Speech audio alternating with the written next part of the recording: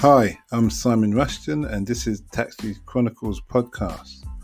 On this podcast, we spontaneously interview unsuspecting passengers with their permission, allowing them to share their intimate life stories and concerns. As our slogan states, real riders, real stories. Some riders prefer to be anonymous, while others ask me to tell their story later on. Either way, there are all genuine 5 to 10 minutes stories, so sit back and enjoy this episode. Here we go. Morning. Yes, we're back with another episode of Taxi Chronicles. We've got another rider. He's an actor. He's very charismatic. He's funny. He's likable. And his name is... Torian Still. How you guys doing? Okay. So Torian Still, how long have you been in acting? Why did you want to be an actor? What motivates you? That's funny. I started acting 2004. It's a really long and interesting story, but what happened was you're getting a little bit of film. You feel say you can record me and I don't record you back. just so you know I'm filming him, so he knows, isn't it? I did say he's a likable, interesting character. He's filming me while I'm filming him. Let me lock this on. Let me put it off. No, you do what you're comfortable with. But go on. So what happened was, do you know what it is? I've always been a bit of a performer. You know, I'm more interested in music, should I say? But 2014, I kind of just quit my job and I said, I just need to perform. You know what I mean? I just find what I feel fulfillment in it. One thing led to another. I found like a singing music opportunity, and one thing led to another, and I ended up acting in it. The story of how I ended up acting is a miracle within itself. But yeah, man. That's what job did you quit? I was working in choral. Cool. I was doing the bookie stuff. Okay. So what motivates you? Because you must have had some convictions and motivation to drop what you're doing, some job security, because people always gamble. Of course. To say, I want to be the next Denzel, Idris? Idris, yeah. What motivates you? Well, what happened was I can remember, it's weird, isn't it? I remember around that time I just kept feeling that existential feeling. You know that feeling when you wake up and you remember like you're mortal. Oh my God, one of these days I won't be here, kind of thing. That makes sense? Okay, you're mortal, yeah. Yeah, it kind of hit me. It just keeps on hitting you. Just realizing like to say, I just got to do something that just makes me feel whole, innit? And what was crazy about the whole choral thing or the gambling industry is just how abusive it is. And they kind of train you to do that. They try and train you to be like, okay, these are suckers, leech on the suckers, yada. And the job was just too easy. Are you leeching on the suckers, or are the suckers just basically they're just who they are? But we are facilitating. We are exactly and incentivized to exploit it. But you're not there to. Are you your brother's keeper? Are you there to look after everybody in the world? No. But in a way, I'm trying to look after me. If I'm looking at you in your eyes and I know that I'm doing you wrong, for me, it just don't sit right with me. Oh, so you're saying your conscience was hitting you, that morally you don't want to be supporting something where people are devastated. Basically, But what if they win and they don't come back and they buy a house and pay for their children's education? That is a what if, and it can happen, but I just know that it's designed. That the house always wins. That. I don't know. I don't gamble. You don't gamble. Well, you've heard the saying? Yeah, I've heard the saying. Yeah, cool. I mean, they got elaborate ways of ensuring. So tell us some of their ways. Nah, not doing that, so they can come find me and. Are you still working there? No, I'm not. Cool, fair enough. I'll tell you, like, for example, like the machines that you go in and use, when you're playing the games. If you came in the building, I would have to log when you come in. I would have to log what machine you're on, so the machine knows that it's you. The machine knows the last time you won, how much you've put in, how much you're taking out. And the wickedest thing, if I don't know your name, I just have to describe you on the system. Barlet black man. So wait a minute. Why would you have to do that? Surely the machines are just have an algorithm. No, that's the thing. Of course, the machine. They say that the reason why is to protect the customer. Just in case they're over gambling, yada, we can stop them and yada. But really and truly, of course, the machine's got an algorithm. But once the machine knows who you are, it knows your habits. It knows who you are. It knows when to pay you, when not to pay you, when to, how to keep you interested. You see what I'm trying to say? Kind of. So you could say, all right, Simon's got a very short concentration span. There you go. He will spend up to 50 quid and then he'll walk off. But he'll only do it 5 times. Yeah. So he'll do 5 tenors and then he won't walk off, he won't come back. There you go. Okay. So we better give him his 50 quid back after the 5th time. At the 5th time. That's not a bad idea. So if they give me would they give me 100 quid? Should I go in there and walk off? So if I'm real with you, I don't really know how the if I'm real, I don't know the science behind it. And if I'm completely honest, this is me speculating, saying, nah, this is what they're doing. This is what they're doing. You know what I'm trying to say? But regardless what it is, I just realized I wasn't happy there. It was just an easy job, and I just wanted the challenge. I couldn't just sit there and just watch sports. And another thing as well, I was robbing the place. There's a Nets thing as well. Okay, yeah, well. I was robbing the place. Okay. I shouldn't have said that. You had your own, I shouldn't have said that. You had your own technique. Yeah, well, yeah, I had a little technique. Yeah, well, that's what people do, isn't it? It's like working in McDonald's, whatever. I knew a guy who used to work in McDonald's when it used to be the drive-through, and he used to have a system where he worked with somebody and he was acquiring a lot of money and he invested it in shares, and now he's got a house worth probably $1 million today. He's a bad man. He had self-discipline, and it was interesting. And you know who educated him? The stock. He did work experience in stock trading. You know when they go buy, sell. Yeah. He did work experience there, and this guy who took him under his wing said to him, "You know what the problem is, you guys? When you say, sorry, real quick, when you say you guys, are you talking about young people or black folk? Well, I don't know. I wasn't there at the time, but he said to him, you know what the problem is with you guys? He said, you do stupid crime from a very young age, and by the time you finish the age of university, early 20s, you've got a record as long as your arm. He said, these people here, they study to be criminals. They find out what avenues that they can make a lot of money in if they have a job, and then they do one risk and they become a millionaire. Yeah, move on. Straight away. That's a good point. And he said, so his comments was, I'm going to be a crooked QS. A QS is the accountant of construction. Okay, cool. So if you think of it, everything that gets built, more or less, has a QS. Anything of significance has a QS. I see that. Yeah. So there's lots of money changing hands for building materials, to win contracts, do all these things. And he learned that business, and he's doing very well off the fact of McDonald's and the fact of thing today. Yeah, he sent his whole family on holiday. I mean, pays for all of them, sisters, brother-in-law, all that kind of thing. He's doing very well. And that's how he's done it. But so Labrooks, you had the scheme and it was paying you well. Yeah. So why did you leave? So you must have really liked acting. Look, let me get into the nit-grit of what happened. So when I've not say figured that, what happened was a customer came, and he was doing something called ambiguous bets, which means say he was doing like the horse races and stuff like that. That man knew how to make a 1 look like a 7 and a 7 look like a 3 and a 5 at the same time. So he would give me the thing and be like, bro, what is this? And he'd just be watching the race and he'd just be like, hold on. Alright, cool, that's a 1, that's a 4, that's a yada, boom, bam, bam. So I was like, okay. So I'm looking at him thinking, you're not just gonna sit here and do this if I ain't gonna drink something, you know what I'm trying to say? He said, of course. So we started running that for a couple of days, kind of thing. I had like one of my superiors who, because at the time I was new, I was only there for like 3 months, innit? And I was still on my probation, innit? So I had one of my superiors who was there and he clocked it, but then he didn't challenge it. He actually got involved. Of course. You see what I'm trying to say, innit? Of course. Cool.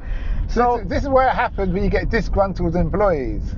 Exactly. 100%. Because a good employee who's paid well would say, no, you can't do that. Yeah. But a disgruntled employee will go, hell yeah, I want to be part of this. I hate this place. Of course, and that's me. I can say that for myself. I know I was a disgruntled employee, and I'm guessing my superior at the time must have been. You see what I'm trying to say? But what must have happened now, a couple of days later, one Indian guy came in the shop, you know, suited and booted up. He said, hey, we just want to have a look at the security cameras, you know, just for this, that, and yada, yada, for whatever purposes. I know why he's here. Okay, you figured me out. Cool, fair enough. I don't really care, innit? Anyways, they done their investigation. They sent me a letter and said that you're gonna do this kind of probation or what? Not probation. You're gonna have this kind of hearing and this, that, and whatever. I already made my mind up that I don't care. You see what I'm trying to say? Like I'm gone, kind of thing, innit? Sat down in the hearing, and the woman that hired me, and you know, we looked at the CCTV and blah blah blah, yada yada yada. But Torian, you're new, and we really like you. And I can't remember the guy's name. Let's say his name was Marcus, my superior. Marcus was there. Marcus should have known better. So we're gonna get rid of Marcus, yeah? And if you wanna stay on and yada yada blah blah blah, I looked at him and I said, you know what? I'm not gonna lie, man. You know, all of this right here is so mad, because I actually said to them, like, you know what? I knew I was in the wrong. So they're like, oh, you knew you were in the wrong, so this is a criminal kind of thing. Huh? Criminal? No, not just I knew I was in the wrong. I was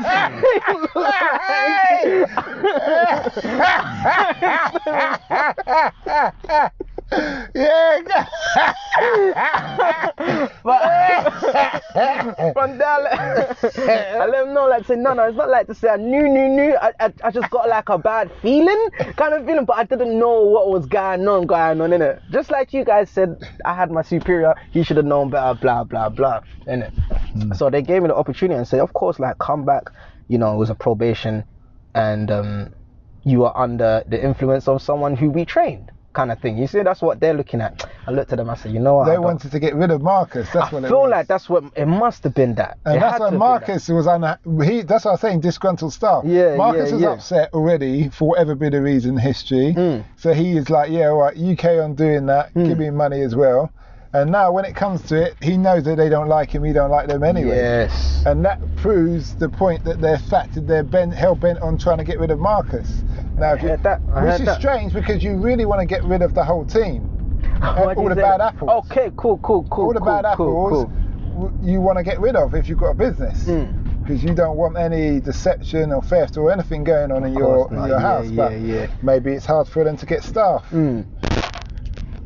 Yeah, maybe actually, because I remember when talking to him, Marcus, and he was just like I remember just being like mad apologetic, because I feel like it was my fault, innit? I started doing it, and, you know, it's not really my fault because you got involved, innit? But I did feel bad about it. And he was like, nah, fam, it's cool, like, yeah, like, I was gonna leave anyways, I was doing my uni thing and blah blah blah, and this, that, and the third. See, there you have it. You students don't care about. They don't give a damn, innit? Yeah. And even on my interviews, if you hear my interviews, I've got 192 episodes or interviews now. No, yeah. And some of the young people, early 20s, late teens, the students, they tell everything as it is.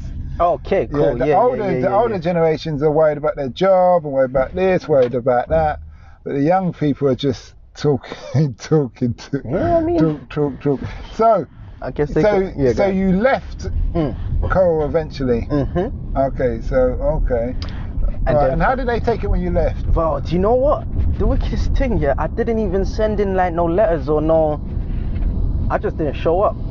I didn't send no resignation or yada because I already knew, like, to say I want to go, I need to perform. I remember I was telling everyone in my family or everyone around me, like, to say, look, man, I've got this weird feeling that I just need to, you know, do what I want to do in it, or I need to perform and whatnot. Everyone kind of said to me, like, to say, you know what, make sure you've got another job before you leave this job. And I was trying to show them, like, to say, no, that kind of defeats the purpose. I want to throw myself in the fire just to see, you know, if I can handle the heat and see the opportunities that come or I can find for myself, you know.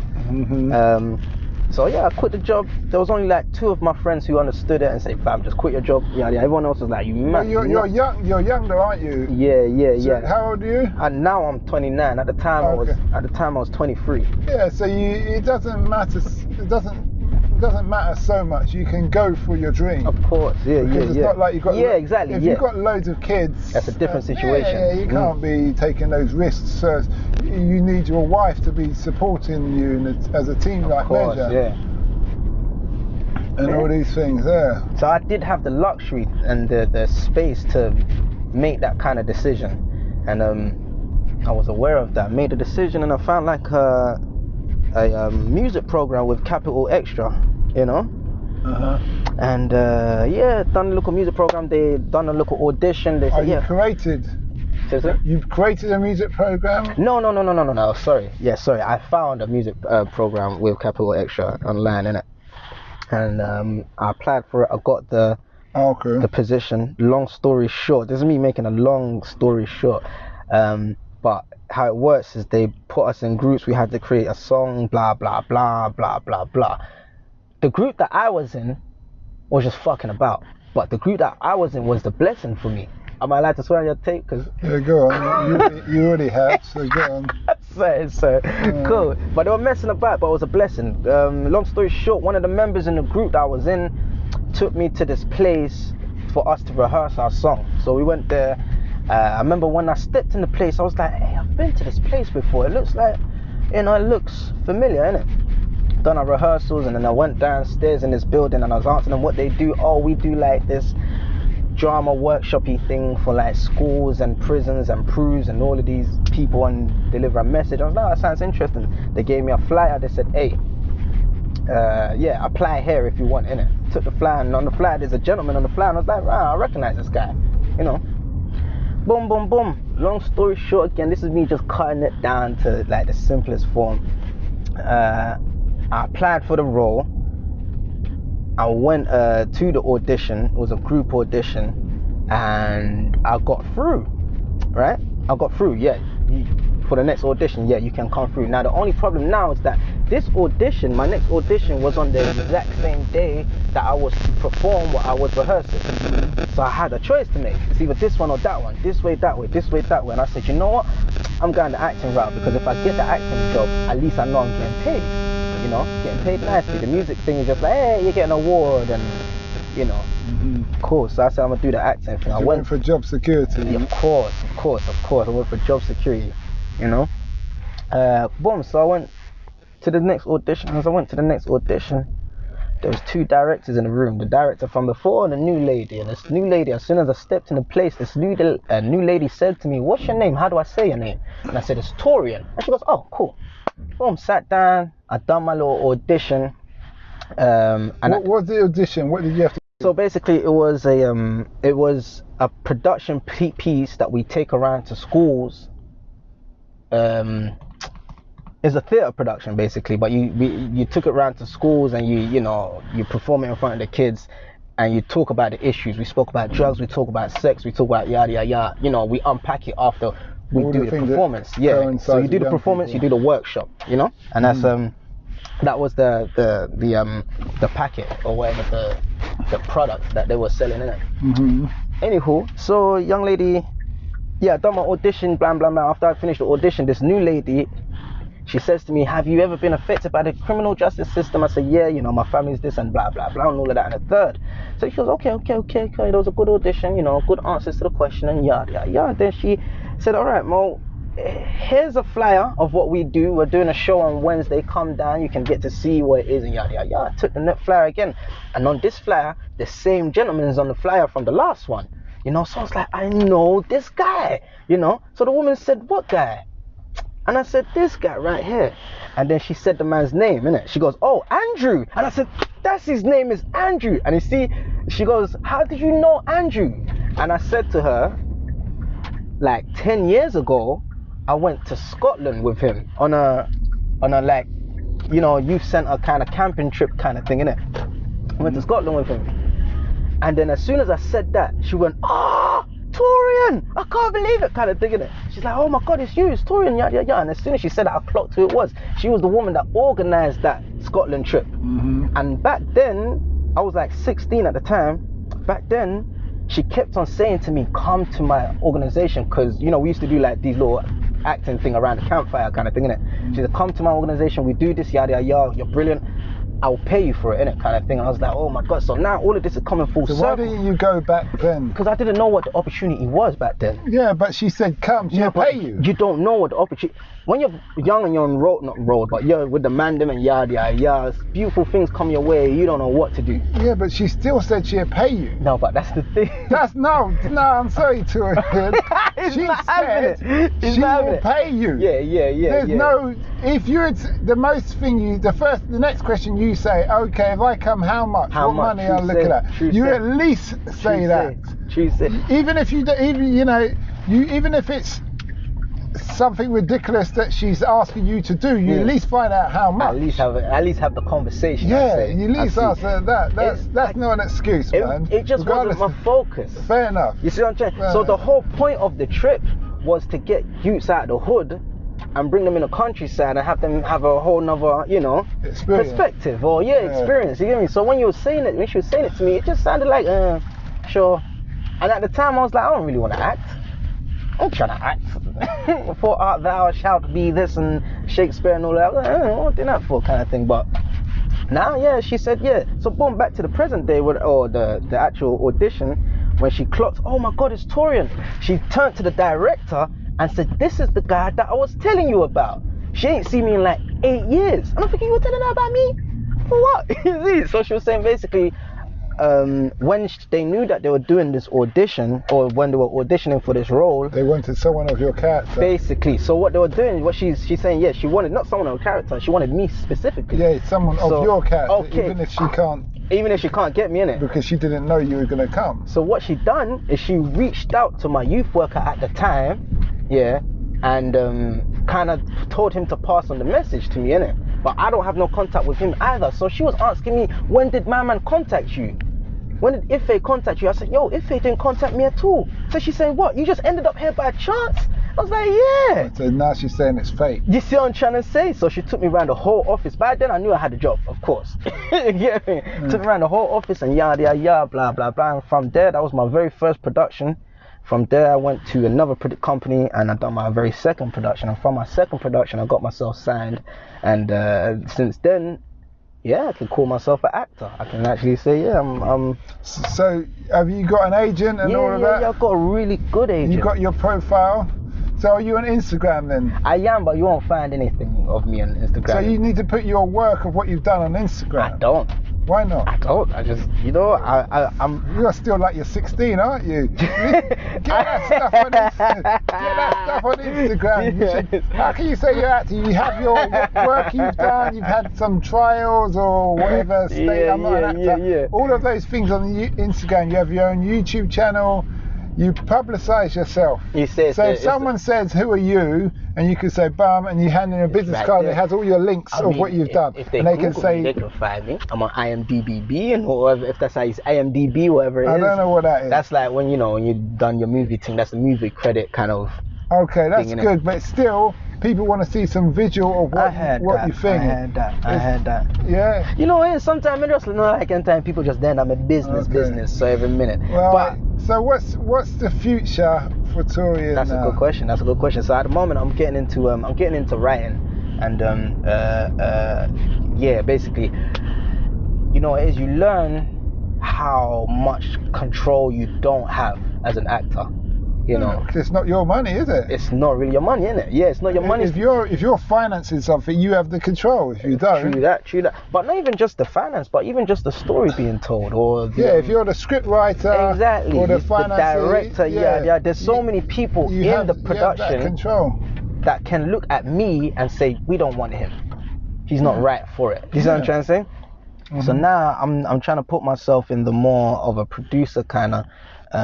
Let's see. I got myself. There's this charity called the Big House that I work with, who have done so much for me. And you know what? They've put so many young people on. Yeah, I don't know. You watching this new Top Boy? Yeah. Wait, was another Top Boy come out now?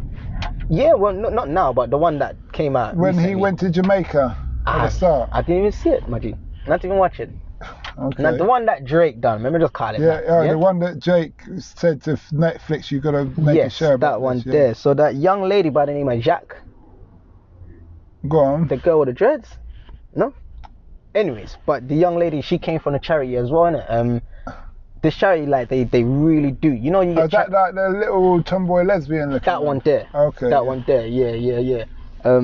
This charity, they really do put people on in it. They're not one of them ones that just talk and You know what? You know that black guy that plays Star Wars? Yes, John Boyega. Yeah, he's got his own acting thing. think I saw that the other day. He supplies Hollywood with a lot of Black British actors. Oh, is now, it? I was told. I met a girl who knows him personally, and I think she's been to his acting school. But he said he's very regimented. It's like timekeeping, the masks, blah blah blah. Everything's proper because he's building something a name that if you went to someone and they said, what school did you go to, acting school, and you said John Boyega, they say, all right, come on in. Okay, because cool, that standard is self-discipline. Yeah, makes perfect none of this sense. ego thing. Makes perfect sense. And it's doing very well. So that's something you might want to look into, mate, and just rock up and just say, I'm here to learn, or I'll make the coffees, and then whatever just see. As long as you get your foot in the door. That's how you do it. So obviously he's always busy off doing major things, isn't he? It's not like he's just sitting at home. So he's got his acting school, but he's actually doing the stuff. So he can tell you how Hollywood is. He can tell you all the politics. You know, he's been there, he's done it. He's not just been there, he's doing it. He's there. He is there. You want to learn from someone who's doing, not someone who's done. That's someone very who's doing. good point. That's what you really want to learn. And you know that person's time is not. It's like my mentor. He's in big business. He's doing. He's building hospitals. He's doing stuff in Africa and all these other things. So I'm learning on the ground all the time, and he incorporates me within what he does. Okay. Do you see what I mean? Now, if I could go to somebody else, but they're not doing anything. They tell me what they've done many years ago. You know, and all these kind of things. You want people who have real issues and real things. Yeah, no, you're right. And you know what it is industries change. You know, and you know, you want someone that's in the change or the now, if you know what I'm trying to say. But then you've got to be serious. Of course. There's no point of having those people and you haven't got an Instagram. You haven't got your website. Okay, now website's different, you know. No, it's not. It's not. No, you have your website, and that's your whole history, your name, and you can make that only people can access that if they've got a code. Okay. So when you give your business card, they say, oh, I want to see who this person's about. Let's say it's got all your personal CV on everything, that a company can put in that code and they can access and see your thing, and they can only access it for up to a week or a month. Yeah, see, I'll prefer that. But still, you need to have, as an actor, it's all about putting yourself out there. Of course. So while you wouldn't really lock anything down, you could say, there might be a section on the website where you could say, if you want to access like this part, education or CV or whatever, or you want to blah, blah, or send me an email. So that's also gathering emails of contacts, people who are considering you for their role. The role, yeah.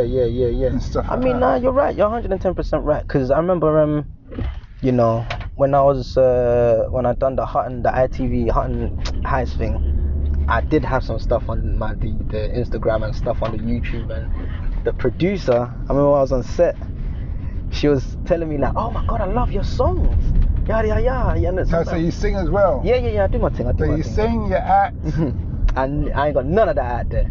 None of that. And you dance as well? I used to dance. I used to. Okay.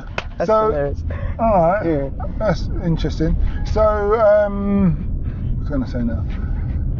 So these acting roles that you've done, what were they for? Well, a lot of them was for theatre. The ones that I've done for TV, I've done I've done a few adverts. I've done 2 feature films.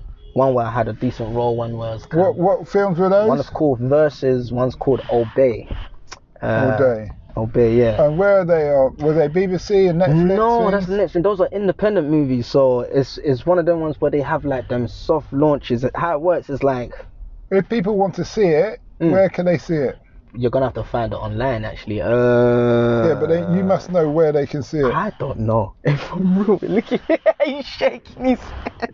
I'm one of those guys. I don't watch my own stuff. No, you know? but still, if I'm an agent now, say my brother's an acting agent for Hollywood or whatever, I know, and I'm thinking, I could put you on to my brother. He would say to me, hypothetically speaking, okay, where can I send me a link of what he's done? I heard that. And I will say, well, he hasn't even got an Instagram account. Do you know what the wickedest and thing? He won't even respond to me. That would be a conversation that never had. I've got an Instagram. You know what? I've got an Instagram. You know what? I am going to start putting stuff up. Definitely, 110%. I'm just a little, yeah, man. This new world, lazy is a word. You think it's lazy? Yeah, it's not even lazy because I know I work like crazy. But I'm just saying. All right. Let's put it this way. What time you woke up this morning? I woke up. I mean, this is. What time did you wake up? I woke up around. What time? Like 7 something. Okay. It's now midday. We've been in this journey, let's say 40 minutes. So let's say it brings to 11 o'clock. Yeah. What have you done for the last 4 hours? That's a really good point. That's a really, really good point. I ain't done a gosh darn thing. Thank you, lazy. I'm laying up a young lady up there. That's lazy. That's what I'm saying. Lazy. Every once in a while, you know, a man has needs. And it doesn't matter. It doesn't matter. It's still lazy. Fair enough. No. You can't tell me you've been working this woman for the last 4 hours. Okay. Sometimes you even hug up and lay down and kiss and foreplay and them sitting there. Okay. Well, all right then. Well, that's what you're saying. That's your priority, not your acting career. I like it. Hey, let me get one of your cards as well. You can't. I've run out. You run out? Oh, just take a photo. I'll just take a picture. I did already, but let me just double check and make sure. Yeah. So that's what I'm saying. You got to be serious with yourself. If you're serious. Yeah, on the serious day, I get 10 episodes a day. Is it? How's it going for you as well? That's the next thing as well. It's okay. I've got, like I said, 192 episodes, and that's within 4 months. So you could, there's 30 days in a month. So you work that out. So it's 60, 100, 120. 120, you divide that. So it's nearly at least 2 episodes a... Yeah, I'm gonna give you a follow and everything. I'm gonna give you a follow. And we're gonna have this conversation again. You think it's a joke? We're gonna have this entire Instagram there and going back to the acting now. Yeah, go ahead. So you've done theatre, you've done adverts. You didn't. I heard you mention McDonald's earlier on. Yeah. So what did you do in the McDonald's advert? The advert, that flat white advert. I don't know if you've seen it. No. I had a one line. What did you say in that one line? Micro bubbles. Okay. Right, would you encourage anybody else to get into acting? 110%. I think. What do you know now that you wish you knew prior to starting on your road to acting? Okay, so do you know what? This ties into why I don't have no Instagram and all that stuff there. Humble yourself. That's the one thing I can say. Sit down and when you're getting the opportunities that you're getting, take them gracefully and maximize them. And I realize, especially now, like with me being an actor and being amongst actors and musicians and whatnot, it's all very flossy and yada. There's no real, not to say that there is no real, but I feel like we're forgetting the importance of just keeping your head down and just focusing on the grind kind of thing. Okay, so But don't get twisted. What you're saying about you need to keep your head down and do the work. Yes. But guys, especially you've got 4 hours, yeah? No, you see the wickedest thing? I was just about to go back to that and let you know, like to say, don't get twisted, you're right. Like, you're right on so many levels about, not being focused and laziness and yada. So which is one of the reasons why I want to have another interview, and so I can there and say, yo, dog. I'll tell you what, in 2 months' time, okay, you're gonna give me that. You can come back and we will discuss where you are now. Cool. Okay, fair enough. I'm not going to chase you. You can email me. Bro, this is on record. What is it? The 10th of 11.56 hours. Like. This guy, you got everything. Yeah. The 10th of October, 11:56. Yep. Yeah. So now, and then you can like that. But so you saying what you've learned is to be humble. Yeah, man. Sit down and actually do the work. I mean, it's not even. Do you have a mentor? I do, but I don't. I do and I don't. I'm just mad because I've been looking for one for years. And how can you? It's either yes or no. Okay, so the woman at the charity that I work with, I treat her like my mentor. and she makes time for me every once in a while. But she's the person that I turn to when I'm saying. So she's your mentor then? Yes, but I say to her that I need a mentor because it's part of her job, kind of, you know. And then how does she take that when you say you need a mentor? Yeah, no, she's like, yeah, of course. But I guess don't you haven't you said to her, I need you to be my mentor? No, because I have a specification for her. I've never said to her, I want you to be my mentor. I've allowed her to be my mentor, and not to say I've allowed her, but I've just taken mentorship from her. Does that make sense? Okay then. And I tell her what I want. You know, I want someone that does what I do. They do music, they do film, they do yada yada yada, and they're male and they're black. You know. No, you know what? I'm like this. My thing is this. You learn from people you feel comfortable with. Of course. You can also learn. All right. Abraham Lincoln said, "I learn from everybody, even if it's I learn not what to do." What to do? Yeah, of course. Yeah. So what it's saying, everybody who sits in this car who I interview, and even those who I don't interview, I can learn from them as long as they talk. Yeah. Yeah. And sometimes even if they don't talk, I learn because they're really focused on what they're trying to do. They know they've got a taxi ride for half an hour or whatever, and they're gonna knock out a piece of work. That's telling me to be focused. That's telling me to get on with things. Okay. Yeah. That's sick. Respect of my own life. If you see what I mean. I heard that. So that's great. If you can have a mentor who can relate to you in every way, and you know, sometimes that may be somebody of the same race, the same cultural background, and all this kind of thing. That's great. But if you can't find that, it doesn't mean that you don't have a mentor. Yeah, I heard that. Because mentors come for seasons, reasons, and a lifetime. Some mentors you'll have for life. You know. Some you'll just have for a couple of months or a week, and then you move on, you know, in that respect of things. No, you're right. Yeah, so that's what I definitely look into. But last question, not the least, what's the impact you want to have on the world? That's a good question. What is the impact I want to have on the world? I feel like if I say it, I'm joking. All right. Well, I feel like I'm a bit of an anomaly in where I'm from or my family, and what I mean by that is that I'm from a certain place, but I don't act like I'm from that certain place. Okay. Or you know, I've come from a certain lifestyle, but you would never be able to tell, you know. And I stand by that. The reason why is because what's that lifestyle then? Well, my family was heavily involved in what's the word? Let's say organized crime. You know. Can me just incriminate myself on this thing? Go on. But yeah, in that situation, and then you know, I've watched everyone around me just adopt a certain mindset and adopt a set of rules that they feel like they have to live by, or else you know they won't live or whatever it is, innit? I feel like for me, I've always had the advantage or the blessing or the whatever it is to have a family who was involved in that kind of stuff, but encouraged me not to. Do you see what I'm saying? And it's mad because I've noticed that they only encourage me. Like I got younger cousins and stuff like that they didn't really do that with. You know, they kind of aided them to do it, kind of thing. But they always looked at me and said, "Yo, you don't have to do what we're doing," kind of thing. I feel like they kind of could see that, yeah, you ain't really built for it. You know what I'm trying to say? Don't kind of do it, innit?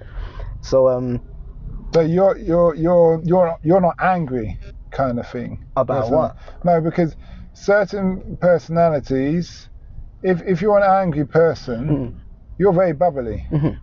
I'll give you an example. Tupac. Yeah. Tupac was outspoken, but he was very happy. Yeah. He's bubbly. So when there was an acting opportunity, somebody came along with a camera. I was watching one of the documentaries. They said there's Tupac and some other gang members in here. They said do a rap. Now Tupac jumped up, but all the hardened gang members just sat there and just looked. That's the so stuff. Tupac was happy to perform and blah blah blah and all that kind of thing, and his whole life was an actor to a certain degrees. He wasn't really a gangster's thing. Remember, rumor has it he used to go out with Madonna. Yeah. But he wouldn't let anybody know that he wouldn't let anybody know that he would because he said the guys wouldn't take him well. So he's worried about what people thought of him and all that kind of thing, and he's trying to play a role. And so if they see that you're that bubbly guy, your family, then maybe they turn to you and say, well, yeah, I guess that's what it is. You do something else. Yeah, man. There's no point us pushing into you something that we know is not really your game. You see what I'm trying to say? Or your cup of tea. I guess I guess what the impact I want to have is to let people know, because there are lots and lots and lots of youths in that kind of bracket where they're in the environment but they're not really the environment. Yeah. You know what I'm trying to say? I want to let them know, like, to say, man, you don't have to be it. You know, the crazy thing is that even with this job, because, you know, when I'm not acting, I'm doing like crew work, and I go to schools and, you know, all these bad kids and talking to them and yada. I would reflect on my time in the military. Not everybody in the military is a killer. Yeah, okay. Just because you wear the uniform doesn't mean you're a killer. There you go. It means, you know, and also you can see it. You get different kind of killers as well. You get people who really enjoy it. Yeah. You get people who do it just because they have to. Survival. Do you see what I mean? And you know, you just need to know where you fit in, how you fit in to what section of the military is also wise to join. And you got to be honest with yourself. You feel like there was a certain, not stigma or pressure or kind of, you know, expectation. What the heck are you going? Let me see what I'm going here. Let me see what I'm going. It's telling me to go right down. Yeah, calm. Trust it. We're going to the location. I ain't never have to bust this right. Alright, cool. So you ever feel like there was that pressure to be that kind of a killer, or that kind of stone cold kind of thing? You do what you want. You do. First of all, you only kill if there's a threat. Otherwise, it's something else. Yeah. But you do what you want. You know, it all depends on the circumstances. But I don't think, I don't think there was any pressure on me to be a certain way. And also, I was one of the older guys of the group.